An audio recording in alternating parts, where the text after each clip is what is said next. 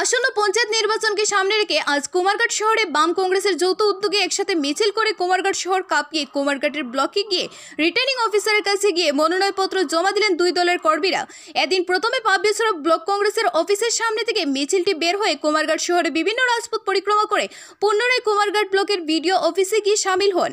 মিছিলে উপস্থিত ছিলেন পাবিয়াছড়া ব্লক কংগ্রেসের সভাপতি অসিত দেব, কংগ্রেস নেতা সত্যবান দাস, সমীরণ দাস, রিন্টুলাল দেব, তরুণ শাহ ও সিপিএম দলের তরফ থেকে উপস্থিত ছিলেন স্বপন কুমার বৈষ্ণব, মিন্টু চন্দ্র দাস সহ পাবিয়াছড়া ও ফটিকরা দুই বিধানসভা কেন্দ্রের দলের বিভিন্ন নেতৃবৃন্দরা উপস্থিত ছিলেন। আমরা কুমারঘাট ব্লক অধীন সমস্ত গ্রাম পঞ্চায়েত, পঞ্চায়েত সমিতি এবং জেলা পরিষদের প্রার্থী মনোনীত করেছি। এখানে ইন্ডিয়া জোটের অন্য শরিক সিপিআইএম এবং কংগ্রেস এবং ইন্ডিয়া জোটের অন্যান্য দল মিলে আমরা আজকে কুমারঘাট শহরের উপর এক বিশাল র্যালির মাধ্যমে, আনন্দ উৎসাহের মাধ্যমে পঞ্চায়েত নির্বাচনের মনোনয়নপত্র আমরা কুমারঘাট ব্লক অফিসে জমা দিতে আসি এবং সেখানে মনোনয়ন জমার কাজ চলছে। বিজেপি আমলে পঞ্চায়েত লেভেলে অজস্র দুর্নীতি হয়েছে। এই দুর্নীতির বিরুদ্ধে মানুষ সোচ্চার হচ্ছে। 19-এর নির্বাচনে গণতন্ত্রের ত্রুটি টিপে পঞ্চায়েতের ক্ষমতা দখল করেছিল, তাই সেই সময়ে যারা পঞ্চায়েতে নির্বাচিত হয়েছিলেন জনগণের প্রতি তাদের কোনো দায়বদ্ধতা ছিল না, তাই লাগামহীন দুর্নীতি হয়েছে পঞ্চায়েত লেভেলে। তাই আজকে মানুষ স্বতঃস্ফূর্তভাবে বেরিয়ে এসে কংগ্রেস দলের পক্ষে মনোনয়ন এবং আমাদের ইন্ডিয়া জোটের পক্ষে অন্যান্য দলের পক্ষে দাঁড়িয়ে মনোনয়ন জমা দিতে এসছে।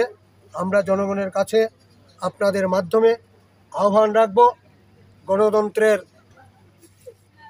অত্যন্ত গুরুত্বপূর্ণ উৎসব গ্রাম স্তরের ত্রিস্তর গ্রাম পঞ্চায়েত নির্বাচন, গ্রাম স্বরাজ, গান্ধীজির যে আহ্বান, গ্রাম যদি শক্তিশালী হয়, গ্রামের গণতন্ত্র যদি শক্তিশালী হয়, তাহলে রাজ্যের দেশের গণতন্ত্র শক্তিশালী হবে।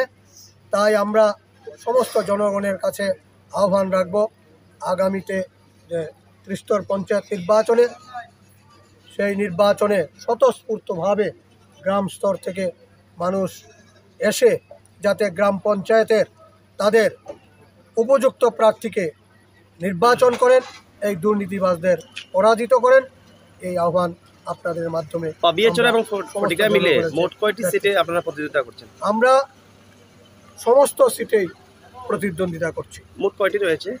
এখানে পঞ্চায়েত সমিতিতে 15খানা আসন রয়েছে, জেলা পরিষদের 6খানা আসন রয়েছে এই কুমারঘাট ব্লক অধীন, আর টোটাল গ্রাম পঞ্চায়েতের 292খানা আসন রয়েছে। আমরা ইন্ডিয়া জোটের পক্ষ থেকে সমস্ত আসনেই আমরা প্রতিদ্বন্দ্বিতা করছি। আজকে টোটাল কতটি আপনারা সাবমিট করলেন? আমরা তো আজকে ফটিকরায় কুমারঘাট, ফটিকরা বিধানসভা, কুমারঘাট বিধানসভার পঞ্চায়েত সমিতি এবং গ্রাম পঞ্চায়েতের সমস্ত আসনের প্রার্থীদের নিয়ে এসছি। অনেক সময় লাগবে, শুরু হয়েছে, অনেক হয়েছে, আরও কিছু বাকি রয়েছে, সব টোকেন দেওয়া হয়েছে। গ্রাম পঞ্চায়েত লেভেলের এটা সংখ্যাটা একটু বলতে হবে। গ্রাম পঞ্চায়েতের টোটাল আসন সংখ্যা 292। সবটিতেই আপনারা সবগুলোতে আমরা প্রতিদ্বন্দ্বিতা করছি। ধন্যবাদ।